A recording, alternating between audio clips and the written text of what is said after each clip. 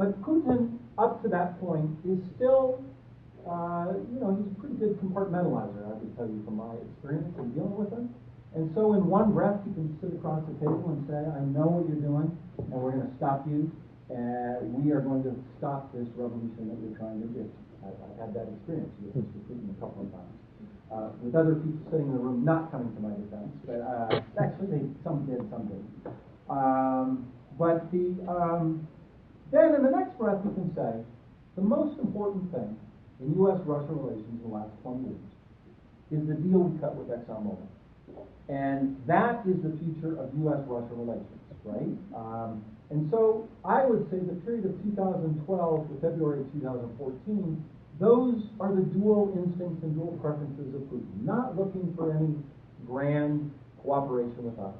Fundamentally believing, and he does believe it, it's not just for internal consumption purposes in my view, that we're out to destroy Russia and overthrow his regime. He believes that. But he also believes in his own ability to control that and to cooperate with that. Until the government in Kiev fell about a year ago. And, again, in his view, that was the CIA doing what they always do. By the way, a lot of empirical data to support the hypotheses about what the CIA has done in the past and what American power has done in the past. But that's when he just said, okay, they took us for a ride. I'm going to pivot in this other direction. Now, I don't have time to tell you why that is categorically false about what the United States was doing. We were trying to cut a deal with Yanukovych. We did cut a deal with the opposition, helped to cut a deal between the opposition and Yanukovych. The vice president called him a dozen times during that period. But when it fell, then he pivoted.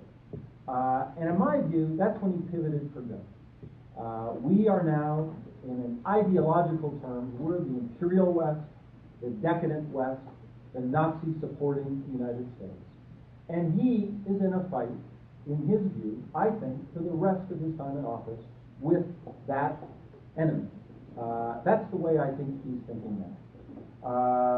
And, it wasn't some grand design. It wasn't something he thought about when he was 15.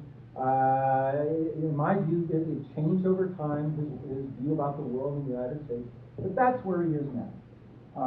The way I like to